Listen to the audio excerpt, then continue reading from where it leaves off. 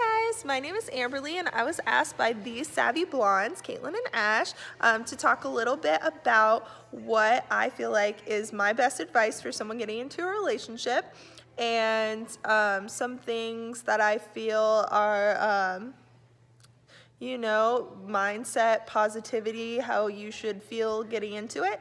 I think you should really take some time and be introspective. I think you should think about what you want at this exact moment in your life, what you can handle in a relationship before you get into one. If you can't handle a full-blown relationship, like you're gonna get married and you have babies and life is gonna support you, then be honest and just search for that. And let's say you meet the right person, but the timing sucks. You just gotta be honest with them, because that's the best way, is just having open communication. I also think that you need to be honest with yourself if you want to just have fun. Like maybe you're like, hey, I always look for someone who is structured, or I always look for this, and try new things.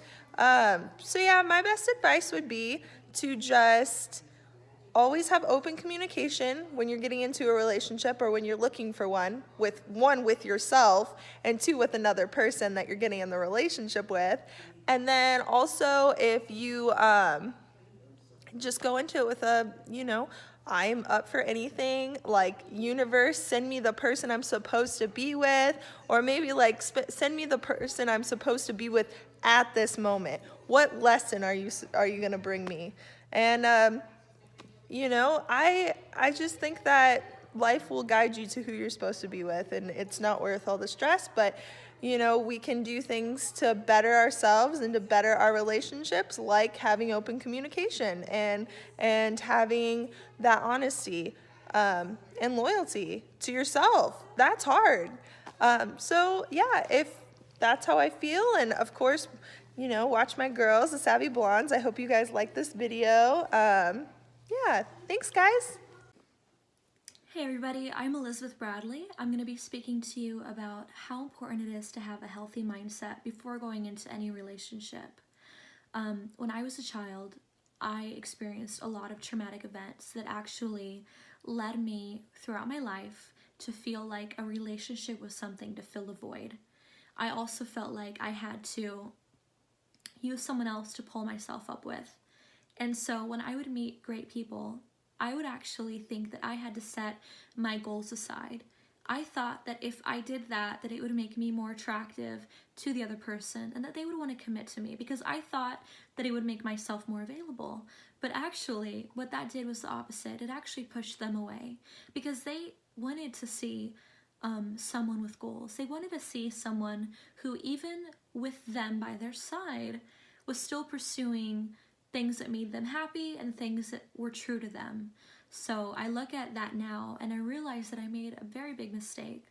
But when I look at a relationship with two people, I see it not as two people that are half, that come together and make a whole person, but actually I see it as two people that are whole, coming together and offering the best of themselves to one another in a committed relationship.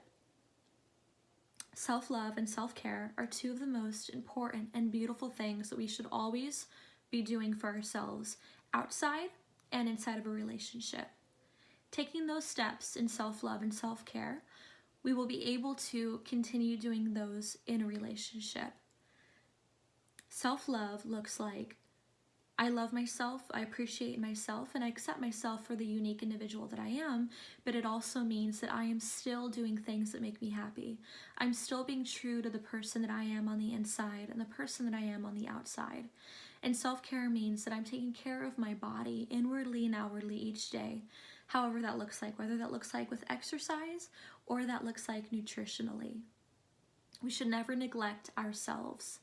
Whenever we look at another person, we should never hold them on a high pedestal that if they do something that maybe lets us down, if they're on this very high pedestal, maybe it crushes us and maybe it ends up just completely pulling us down. But we should always look at a person fairly. We should always respect that person and understand that they are human, but so are we. and we should never discount them or ourselves. We should always understand the value in somebody because they are priceless. Every single person, yourself included, and that person that maybe down along the road or right now that you care about and that you want to be in a relationship with, or that you already are in a relationship with. Everybody has the same value. But like I said, a healthy relationship should be two people that are whole, coming together to offer the best of themselves and being able to recognize and uplift and support that other person in whatever they do, because they'll do the same for you. That is how a healthy relationship looks. Thank you, Caitlin Martin, for featuring me on your video, and thank you for watching. Good morning, everyone. I am Caitlin. I'm Ash. And we are the Savvy Blondes. I don't think we're ever going to get good at that. I don't think so. Maybe it's because we're blonde. Yeah, you're right. Yeah, it's the bleach seeping into our heads at this point. True. Yeah. Anyways, so we have our Dutch Bros this morning. Ash has some super yummy breakfast from Liberty Market right here in downtown Gilbert. Oh my gosh, so good. And yes. I have to be gluten-free, and they are one of the few places around that you can get really good and healthy gluten-free food for breakfast. So I'm having a vegetarian scramble because I'm trying to be more healthy. And I love that. Yeah, it's that's good awesome. stuff. But yeah, so we are so excited to be coming to you from our location sponsor right here at Thrive. In the heart of downtown Gilbert also. We love you, Thrive. We love you, Breland. But yeah, so we're super excited to be here and to talk about this week's episode. If you guys didn't notice already, there was a mini-sode that was released earlier this week with some of the ladies here at Thrive. Yes. And they got to talk about love and a couple of more things that we went over in our last YouTube video. And today we're going to be talking about mindset, because I think it's super important that not only are you thinking about like how your life would intertwine with somebody else's when you're looking for love, but how important it is that you're still loving yourself and keeping yourself separate mentally from somebody else when you're like trying to be in a relationship also. Right. Because I think our tendency sometimes is to kind of go all in right in the beginning, and we kind of start to not only mold ourselves to what the other person is or what they want or their likes or dislikes, so we start to kind of lose ourselves in that process. Absolutely. And it's important to hang on to who you are. I think it's really interesting too, because this has become a really common theme that I've been hearing this year, is like you don't want to become, oh, you're Caitlin and this person, or oh, you're Ashley and Tim, you know, like you want to be yourself and you're separate, but you're still together, and people know you as a couple, but then they also know you as like your own individual self, and that person doesn't change when you're with your significant other. That's a really good point, because I think a lot of people are two different kinds of people. You know, they're their own type of person when they're with friends or on their own or at work or doing side projects or whatever, but when they're with their significant other, they're a whole different person. Absolutely. That's I totally agree. Yeah. So Why I do you just think thought that it is? was, why do I think that is? Yeah. Oh my gosh. I think it's because you build each other up so much in your head when you're in a relationship. You know, a lot of times you're like, oh my gosh, like this person is just this amazing human being, which they usually are. I mean, they tend to be awesome. You know, they're your better half, whatever. And so you want to put your best self forward, which you tend to look at your negative qualities as being less than things. So like, say you are a really loud chewer, and so normally with your friends you wouldn't care, so you'd go out to dinner, you'd eat chips, whatever, but if you think you're a really loud chewer and that's a negative quality that you hate about yourself, you might not eat around your significant other very much, or you pick foods that like you hate because you're like, I know they don't make a sound when they go in my mouth, like I think especially in the beginning when you're still trying to like find out who this person is and if they're going to accept you for who you are, you really do downplay those negative things. Like you wait for like whatever 6 to 8 months to kind of let the crazy out, you know, like, but then at that point it's like they've become so used to this one version of you that this other version of you comes out, and then they're like, where did this come from? Because it's from left field in my opinion. And it's really weird. And so no, that's totally true. Yeah. Absolutely. So that's kind of been something that I've really been focusing on, is not letting me change who I am in any capacity for anybody, regardless of if that's a new friend, because I think we do that with like, you know, even friends. Right. Totally. You're like on your best behavior and like, I want this person to think I'm cool, or I want them to, you know, really like me, and then you kind of put up this facade of who you want them to think you are, Right. and then it kind of all comes crashing down. Well, exactly. And I think it's really awkward when you get all of these people together who know different versions of you, or maybe like they all know this one person of you, and then like this new person's over here and they're like, what? I didn't know that about them. What? I didn't know they had this experience. I didn't know that this was something they did. And then it's like really awkward because they're trying to figure out like, okay, did they lie to me? Like, what were they doing? Why didn't they tell me? Like, why is this something that they hid from me? And that just makes it worse. So I think a question for you as the millennial matchmaker, right? Because her new thing is she wants to help people on dating Online, apps, yeah. right? On Yeah. online dating platforms to put their best foot forward, their best face forward, right? Their best selfie forward. And so I guess my question for you, because I've obviously been out of the dating game for a really long time, so I have no game, is so in an attempt to be honest with this person that you've just started seeing, or a new friend or things like that, when do you kind of start to let the crazy out? Like, when do you talk about your issues? Because, I mean, obviously you want to be a real, authentic person, Right. but at the same time, on like maybe the second or third date, sitting there and telling them all of your childhood trauma and how it's affected you and how you now struggle with depression and anxiety and you're on medication, or you Right. smoke weed, or, you know, whatever it is Yeah. that you're doing to cope. Like, how soon is too soon to kind of have those conversations? I think it depends on the person. I mean, sometimes when you know, like you're sitting there with this person and you're really, you're thriving and you're having a great conversation where you're vibing and you're talking about different things, and it just would come up, like you're sitting there and maybe you're talking about how like you are really nervous about going into work sometimes because you don't like somebody that works there. And that's Right. that's a pretty normal conversation. I think work comes up a lot. That's an easy one, and that's a good segue into, yeah, I get really bad anxiety when I'm around this person, or oh, it sets off my anxiety because, or oh, I have to take Xanax because, whatever, like I think that there are easy segues into conversations like that, but I also think if you feel like comfortable enough to share it with that person, then like Right. if they judge you for it, that's on them, like not And you. that's not the person you want to be with, whether that's a friend or Right. significant other. Either Like, way. I know my friend Becca, who's in our Savvy She's squad. part of our Savvy squad, She's y'all. awesome. She really got to see my crazy come out like right initially into our friendship, because there was just so much going on when she and I became friends and met. And so right off the bat, she got to see the anxiety come out, and I was like, oh my god, this girl's going to hate me. Like, I think she's just going to think I'm the worst person ever and that I'm psycho.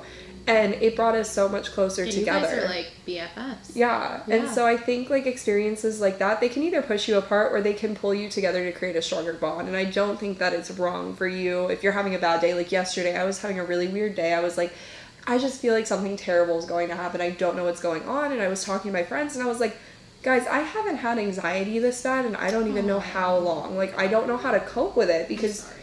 well, no, it's okay. That's like rough. It is rough, but Yeah. at the same time I was like, this is a really great moment for me to say like, this is a part of me that you guys really haven't seen or gotten to know, because I really have been doing so great at getting over it, and today it's just all crashing downhill. So like, Yeah. accept me for who I am and help me build me back up, and they did. And so I think that there are moments like that also where you can share with that person, be like, hey, I know we're supposed to go to coffee today, but, or like, hey, I know we're at coffee, but I'm really freaking out right now. I really need you to accept me as who I am and help me get through this. Right.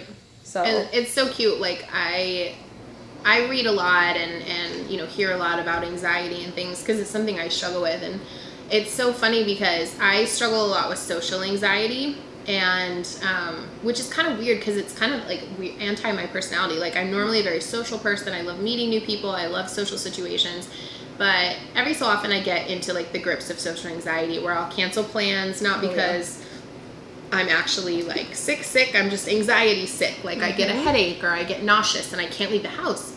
And, it was really funny. I was reading something about, comparing that friend you have with anxiety to Eeyore, and how in the Winnie the Pooh series, obviously Eeyore struggles with like depression and social anxiety, and there's times when he shows up late or he doesn't show up at all, but his friends still include him. They still invite him to stuff. They still love him for who he is. They still kind of meet him where he's at. and just love him through his issues, which, I mean, that's a really simplistic version, but it's so cute and it's so relatable, because you think back to like watching Winnie the Pooh when you were little and you're like, oh my god, that's so true. I love that. Yeah. I've never heard of that before, but I really do love that. I do. So I think that there are a lot of different ways, but like for you to bring that up, but the whole thing is, if you feel compelled to speak your truth in any moment, then you should. And I think the biggest takeaway is that people are either going to love you for who you are or they're not. Like, I think we build things up so big in our heads that it's going to be this huge monumental fight or flight or whatever, and it's not. Like, there's always yes or no. Like, do they like you or do they not? Do they accept you or do they not? Like, if somebody meets you halfway and they're like, I might accept you, but, or like, well, maybe if this wasn't like this, but it was like this, like, you don't want that either. That's still a no. It's still, at the end of the day, is, I don't like how you are right now, so. Right. Well, and I think that's a huge reason why we don't why we're not more authentic and why we're not more honest in relationships in the beginning. That's true. Is that we do have that fear of rejection, and we have that fear of not being good enough, and we have that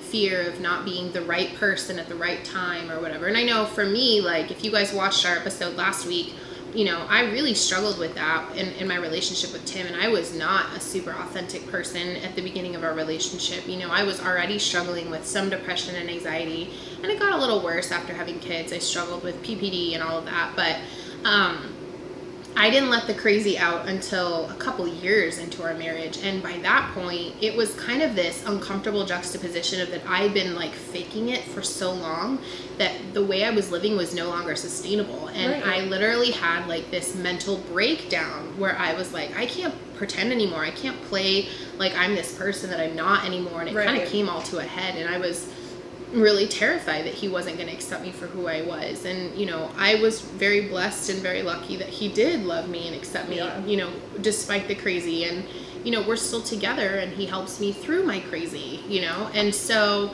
I think the sooner that you're able to be more authentic, and even if it's scary for you, it's going to help you vet all of those people so much quicker. Because, so imagine that you had been in this relationship for like 2-3 years and, you know, not living authentically at all. And then all of a sudden you know, kind of have that breakdown. You reveal, you know, how you really are, and that person's not cool with it. Like, you've then wasted, you know, 2 or 3 years in this relationship, when you really, if you had been more, you know, true to yourself and more self-confident in the beginning of your relationship, this wouldn't have happened like that. You know, it would have played out sooner. You could have moved on, found someone more loving, more accepting. Right. No, so. I totally agree with that. And I think it's different for every relationship, every couple. Like, every situation is different, and the circumstances that are surrounding those situations differ so much. And so I think it's really dependent on the person, but I think overall a really great rule of thumb is to just speak your truth and be honest. Like, I think it's different when you're, you know, in high school, because I think we all put on facades in high school. Like, who I was with my friend group in theater wasn't who I was in class. Or, like, you're all of these different versions of yourself, and there's truth to all of them, but certain parts of you are built up more than others. Like you being an amazing track star, Ash. Running hurdles. Wait, did you say jump hurdles? I said jumping hurdles, which clearly so I know more than Ash does, and I don't know how to run either. No, so I was being super rude and looking through my phone because Becca sent me this thing, and I can't find anything on my phone anymore, but I found like the extended version of the article, and maybe I'll link it down below, but it's titled, "Maybe There's No Such Thing as Wrong Timing, Just People Who Don't Want to Try." And ooh, that's so good. Right? Like, I mean, also the food, but that's really good. No, like, and it's going over basically like how we always blame things on wrong timing, and I think that that's one of the biggest fears that we have about talking to people, like, about those things, is like they're gonna be like, well, maybe it's just the wrong time, maybe you just need to get over that.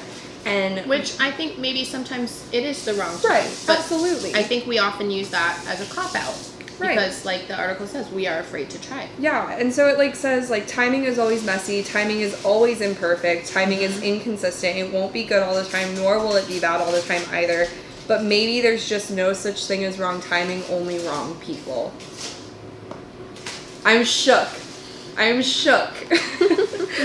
But I think it's so true, because if, you know, I don't think there's ever a right time. I don't think that there's ever a time where it's like all of the stars align and the full moon is out and it's all falling into place. Mars isn't, or Mercury's not in retrograde. Yeah, Mercury's not in retrograde and Venus SOB is always in retrograde.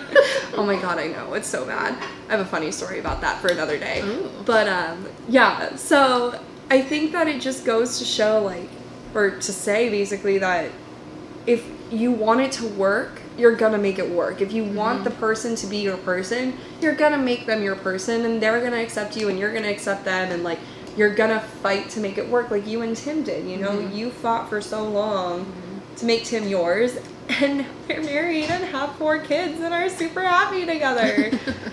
Like, so Yeah. Well, and it's like what we talked about last week on our video about, you know, you have to just decide. You have to make that decision. And does that have to be a decision you make on the first date or the first meeting? Absolutely not. You know, that's not what we're saying. We're not saying go on a first date and then be like, this is the person I'm staying with.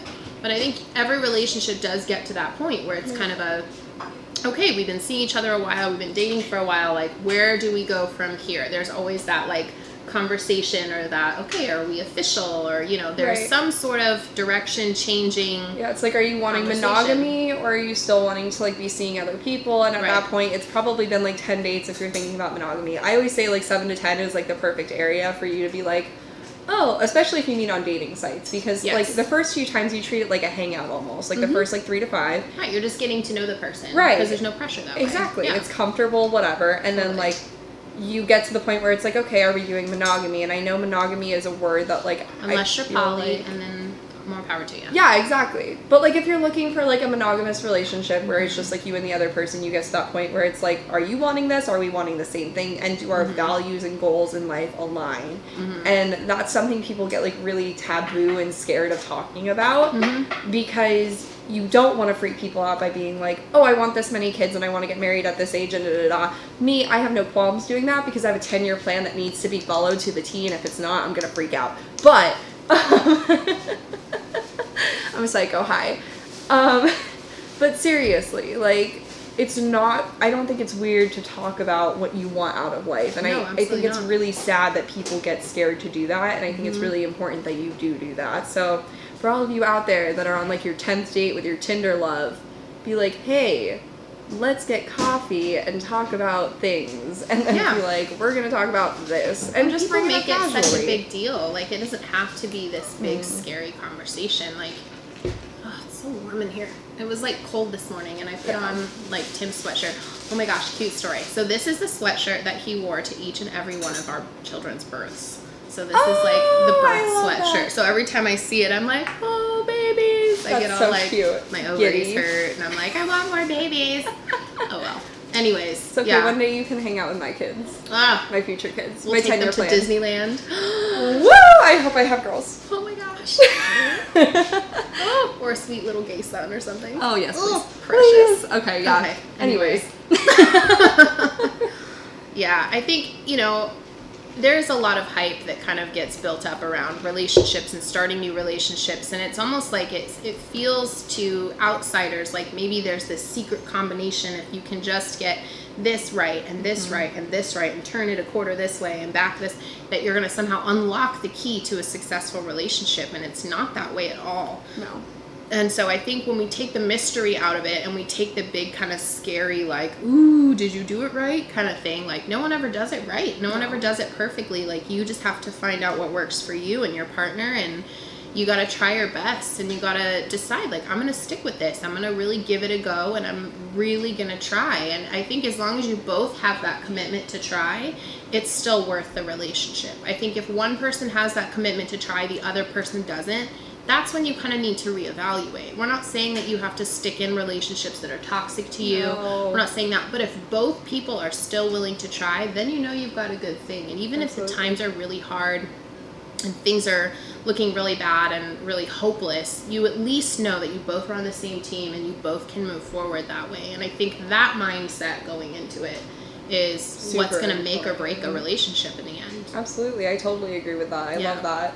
I think I can relate it back to what Tim had said also about how like you have 2 sticks that are holding each other up, and if one's standing straight up and the other one's leaning forward into the other one, it's not going to catch it. It's just going to fall. And so I Right. think you need to both lean in equally. You both need to stand up straight equally. You need to be there for each other equally as equal partners, because you're both equal in the relationship. Absolutely. Equal. And so going back to what you were saying Yeah, earlier about the point. being yourself in your relationship and how not to lose your sense of self and your identity in your relationship. What do you think about that? Like what's a good solution for that? Because I struggled with that personally. Yeah.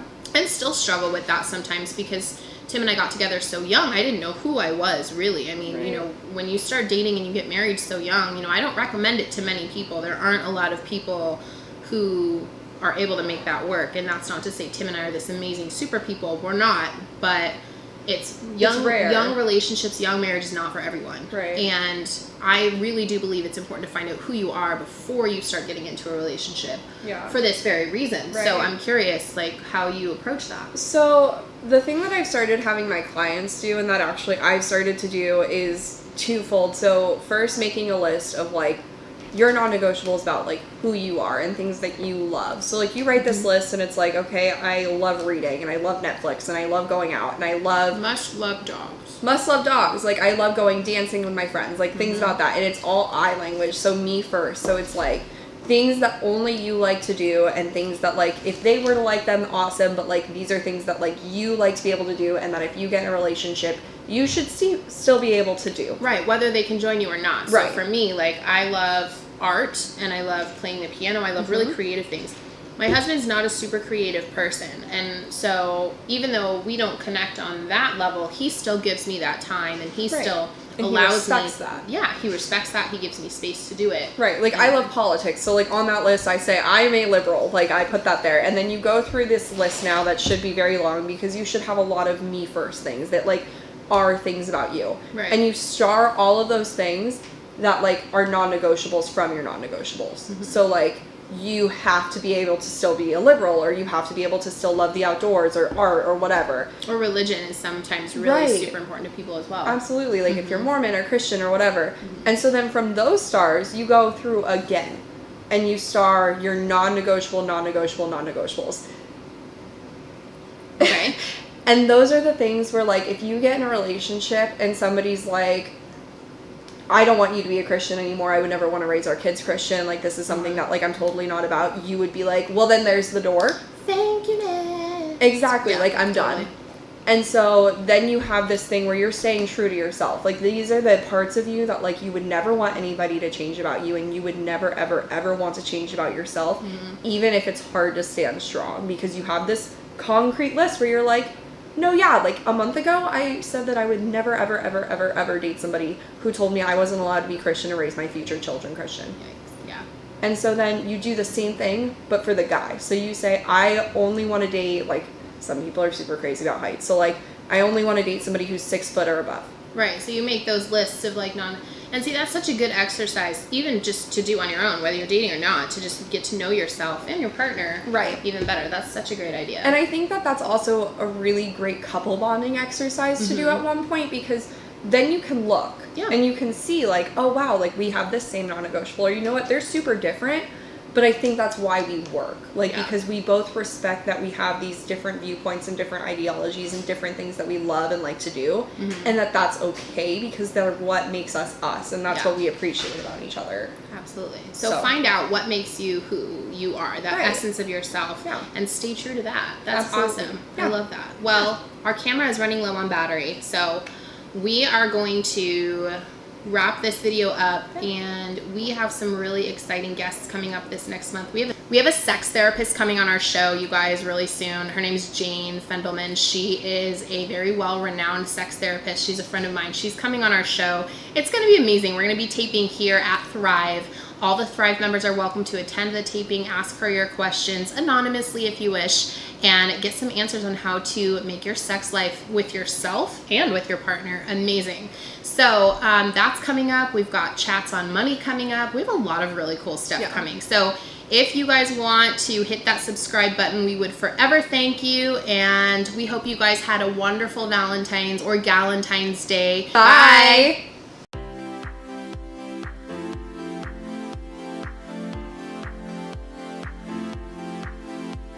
Guys, so much for watching our channel, The Savvy Blondes. We'd love to thank our sponsors, Thrive Co-working for Women here in Gilbert. Thank you so much, Thrive. We're so excited and blessed to be a part of you and to be able to come here.